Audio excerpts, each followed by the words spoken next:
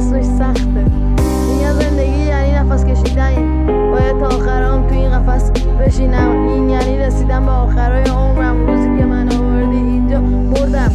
بعضی وقتا اینجا قدم میزنم، آلبوم جوونیامو ورق میزنم. تنها یادگاری که میتونم بگیرم دستام قطره‌های اشکام چکیدن رو عکسام. اینم بگن اینجا هوامونو دادن، سر وقتش غذا و دوامونو دادن.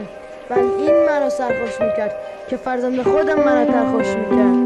یه جورایی این یه تعهده، وگرنه احتیاجی ندارم به ترحمت. گفتم میخوای برم، تو انکار نکردی، حتی واسه موندن من اصرار نکردی.